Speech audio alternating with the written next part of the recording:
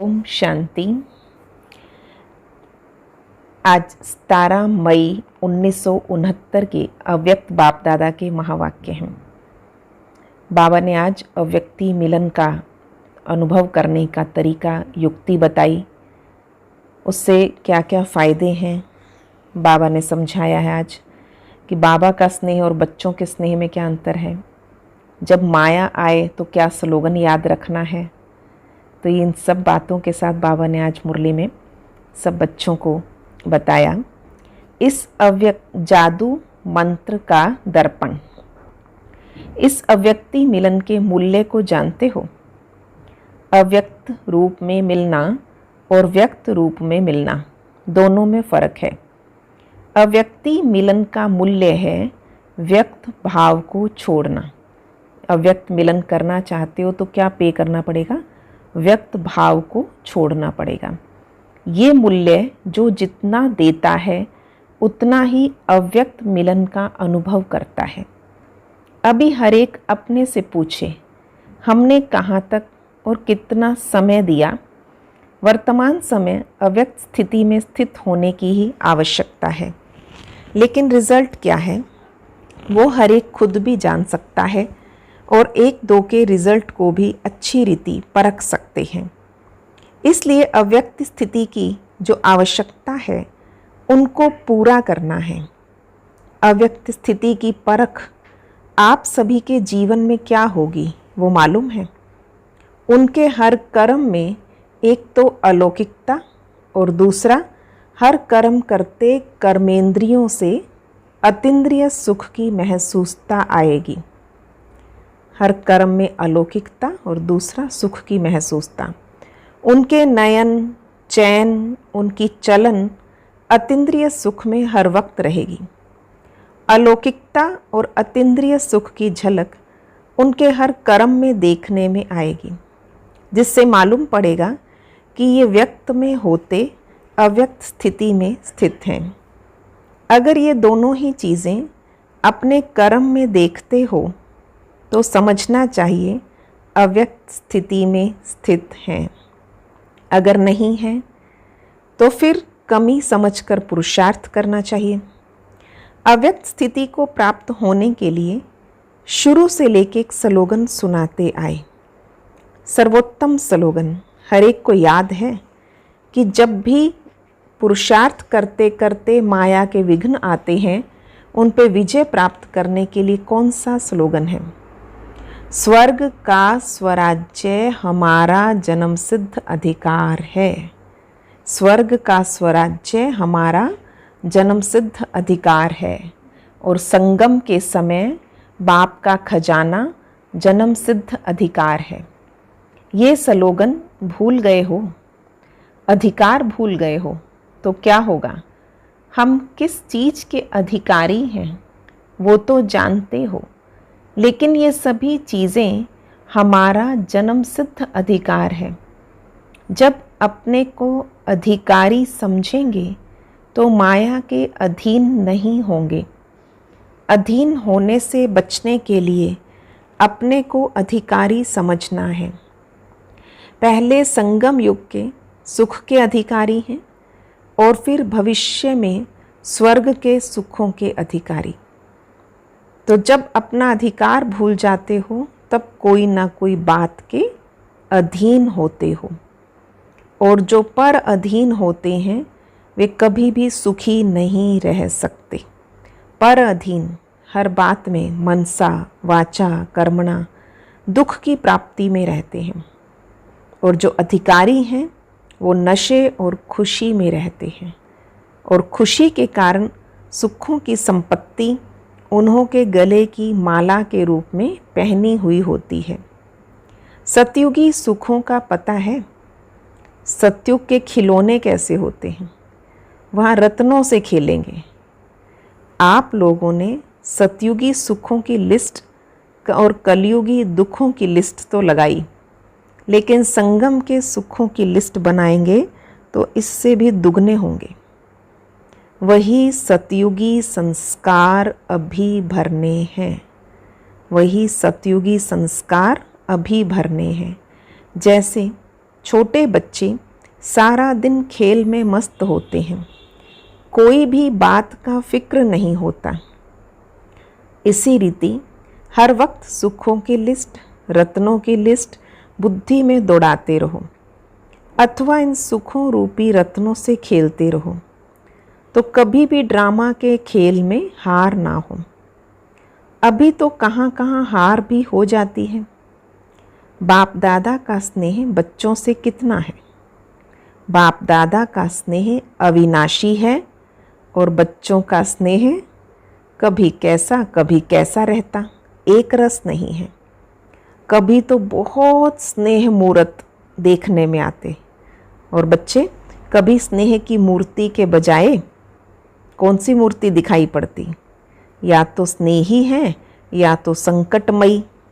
अपने मूर्त को देखने के लिए अपने पास क्या रखना चाहिए? दर्पण। दर्पण हर एक के पास है।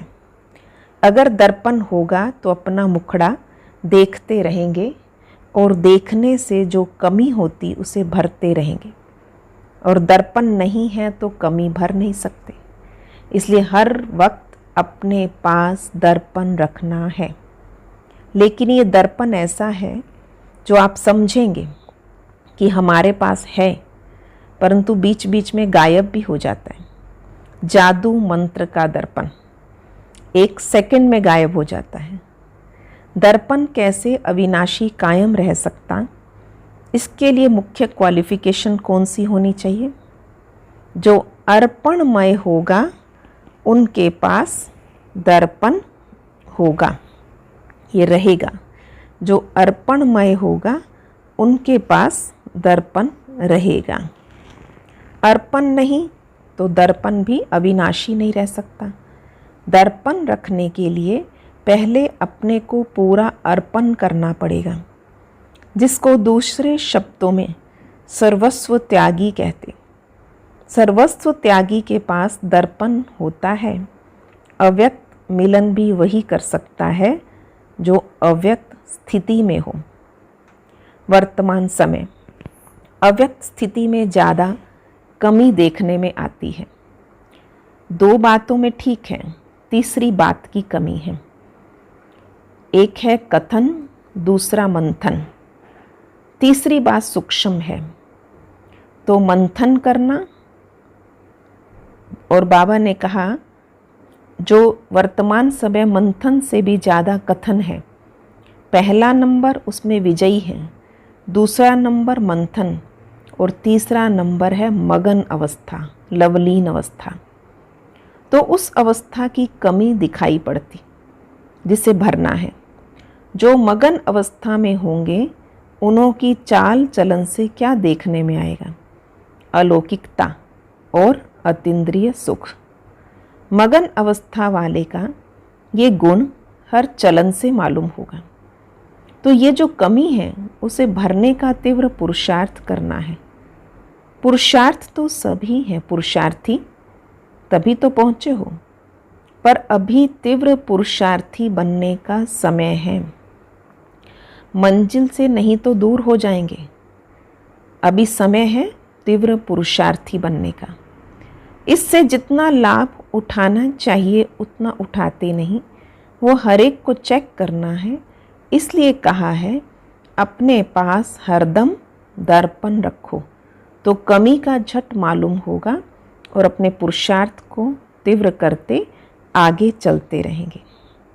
अच्छा, और कुमारियों को सर्विस का तिलक देने का दिन है।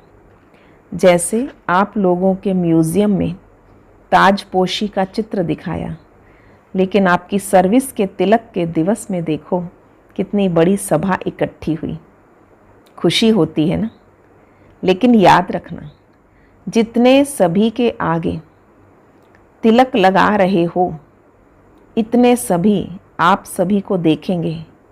सभी के बीच तिलक लग रहा है, ये ना भूलना। इतना हिम्मतवान बनना है, इस तिलक की लाज रखना। तिलक की लाज माना ब्राह्मण कुल की लाज। ब्राह्मण कुल की मर्यादा क्या है? पुरुषोत्तम बनने की हिम्मत वाले वो तिलक लगा सकते हैं। ये तिलक साधारण नहीं है। वहाँ भी इतनी सारी सभा देखेगी, आप सभी ब्राह्मण इकट्ठे हुए हो कन्याओं की सर्विस के तिलक पर। सेवा करने वालों को एक विशेष गुण का अटेंशन रखना पड़ता है। जो ऑल राउंड सर्विस करने वाले होते हैं उन्हों को विशेष इस बात पर ध्यान रखना है कि कैसी भी स्थिति हो लेकिन अपनी स्थिति एक रस हो, तभी ऑल राउंड सर्विस की सफलता मिलेगी। कैसी भी स्थिति हो लेकिन अपनी स्थिति एक रस हो, तब ऑल राउंड सर्विस की सफलता होगी।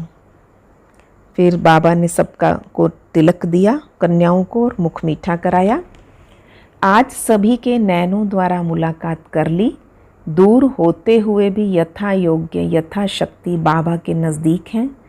भल कोई कितना भी दूर बैठा हो लेकिन अपने स्नेह से बाबा के नैनों में समाया है, इसलिए नूरे रतन कहते हैं। नूरे रत्नों से आज नैनों की मुलाकात कर रहे हैं। एक दो से सभी प्रिय हैं। साकार में समय प्रति समय बच्चों को ये सूचना तो मिलती ही रही है कि ऐसा समय आएगा जो सिर्फ दूर से ही मुलाकात हो सकेगी।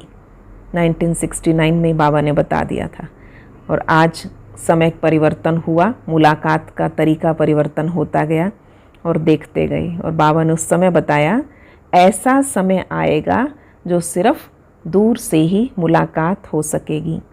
अब ऐसा समय देख रहे हैं। सभी की दिल होती है और बाबा की भी दिल होती है, लेकिन अब समय बदल रहा है। समय के साथ मिलन का सौभाग्य भी अब नहीं रहा, इसलिए अब अव्यक्त रूप से ही सभी से मुलाकात कर रहे हैं। अच्छा, सभी को नमस्ते और विदाई। ओम शांति।